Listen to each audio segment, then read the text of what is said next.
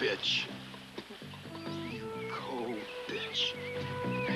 Come on. We played in the town of Elgin, Illinois. Played 58 weeks in a drive-in where the population was only 14,000 people, because you can imagine how many times they saw that movie. You could do anything you wanted to me. What would you do? Turn you over my knee and spank your bare butt. What a funny policeman you are.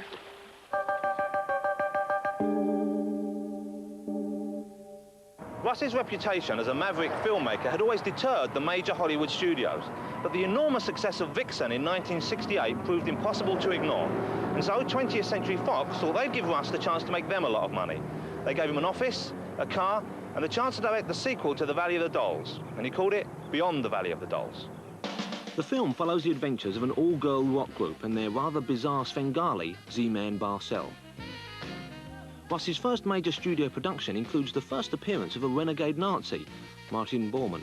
The script was written by Roger Ebert. Every night we go out to dinner and think up new and bizarre situations. The idea that the hero, Z-Man Barcel, was actually a woman was something that only occurred to us when we got to the scene where that was revealed. We didn't even know that earlier in the movie. We just made things up as we went along. And the movie, as a result, I think has an anarchic quality to it that a lot of Hollywood films don't have because they're so premeditated and so safe. Z-Man? There is no Z-Man, varlet. And indeed, it is not a game we play. I am Superwoman.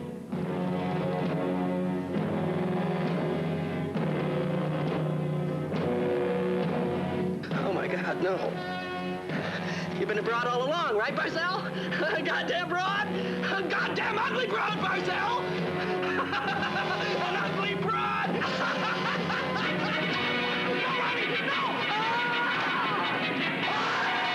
So the film made a ton of money. Everybody liked it, except the critics to begin with. And then the younger critics start getting onto it. They're beginning to see things in the film, like Rolling Stone and so forth. It could hardly have been more successful than it was. It grossed about $45 million, which is about a $200 million picture in today's terms. It was one of the biggest hits of the year in 1969, and 1970 when it came out. The problem today is that the studio has never wanted to be associated with it since, and so it is not available in video, and it is not made available for cult showings. But Russ was happiest making his films independently, as he did with the next one, Super Vixen. But times had changed. Films like Deep Throat in 1972 marked the collapse of censorship in American cinema. Russ, however, refused to follow the trend towards hardcore. By making pictures that were not pornographic, he could play in ordinary movie theaters, and he could reach a wider audience. Martin Bormann, Super Service. So he made a definite decision to turn his back on the whole XXX porno industry and to continue to make these adult films that were aimed at mainstream audiences in real movie theaters.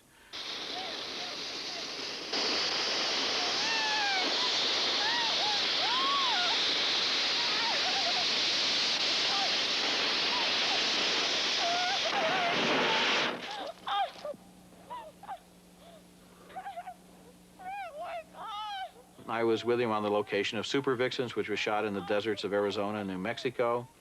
A good day's work on one of those pictures might involve somebody being strapped to the top of a mountain for hours while explosions went off all around her and other people raced up and down shooting at each other. These were very athletic pictures, and the people who made them often felt as if they had been on an outward bound project.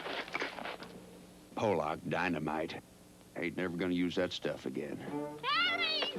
Whatever you try fails! However you hurt us, Harry, you won't succeed! You are evil! With love! Love! Love! Love! Love!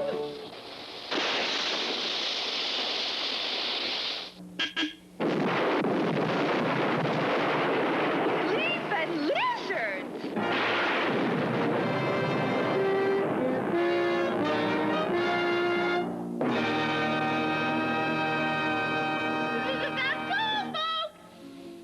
Ah, the great outdoors, the scene of many a Russ Meyer movie, including the wonderful...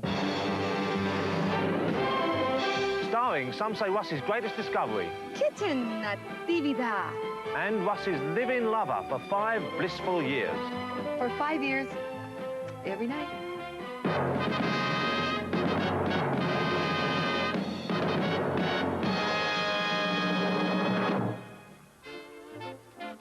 Buenos dias. I am your Greek chorus, your cacophony of carnalities, the embodiment of... I went all over naked, talking about the film, explaining what was happening because this film is so complicated. Nobody knew what was happening, so I had to put it together. And I would say things like, pummeling the scrotum with joyous supplication, meting out the vengeance on the colonial oppressor.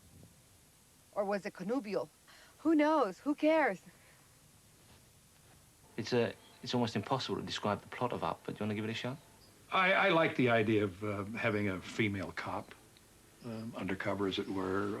I had to have the Nazi in there. Originally, I wanted it with Martin Bormann, but he refused because of the homosexual connection. So instead, Russ cast Adolf Schwartz, who may look familiar to you. You have no business here. Certainly not in my Badezimmer. Did I not make myself clear? Die Fische? Himmel, Piranhafische. I saw those Teufels, there war a whole colony dabei.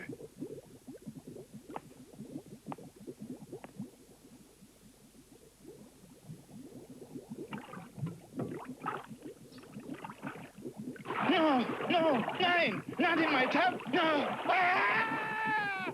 My sponsor! Nein! Ah! My beard! Russ watches movies all the time, and he's extremely familiar with movies. He's extremely familiar with the minutiae of movies, with particular shots, with particular camera moves. But there is no director that I can think of that has influenced Russ Meyer. He has a totally distinctive visual style. It's based upon an aversion to the moving camera. And of course, since he's often shooting on location with no crew, it would be very hard for him to lay down tracks and do a panning or a tracking shot. So he uses lots of setups instead. He probably has 4 times as many camera setups in a movie as the average director. He'll cut from here to here to here, from angle to angle to angle. Make everything all right. And up the news before the morning light. Hey, bartender, please.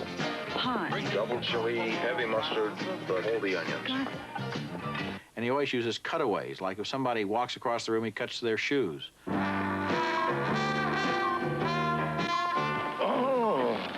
Oh, this is ja wunderbar. Or if they're inside a barn, he cuts to the barn, and the barn is shaking back and forth.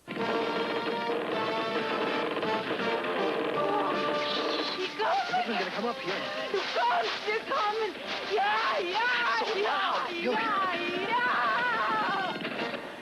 He's always cutting to something else. During the middle of a sex scene, he'll cut to a demolition derby, for example. Yes.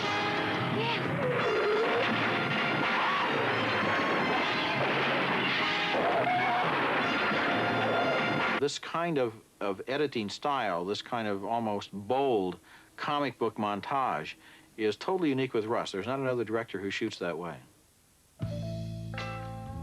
Something else unique to Russ is his house. Every wall and most of the ceilings are covered with reminders of his colourful past. Posters of his many films, assorted props, international awards, and photographs of his friends and family.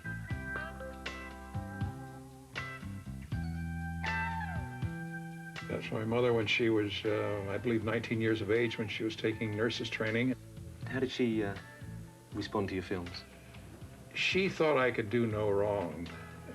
She was my favorite lady. But she would also speak to friends of mine like Jim Ryan and say, I wish Russ would make different kinds of films. But never would she ever say that to me.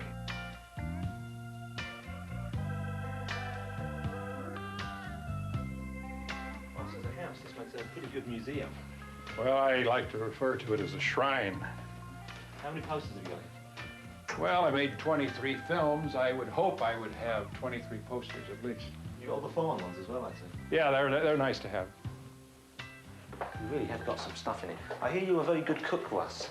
No, maybe asparagus and broccoli and pork chop here and there and so on. Now these plaques here, these all from the various movies, aren't they? Is that the hat from Mr. T's? That's T's a skimmer, yes. And then that's Tour's glove from Faster Pussycat. Yeah, that's the original thing. A lot of people like to have that. That's history in the making, I bet they would. What's that down there, the kitten plaque? Well, it says, I love Russ, and Kitten loves Russell, and that's a very important thing to me. It has to do with 4 very bountiful, abundant years with Kitten Natividad, who's been in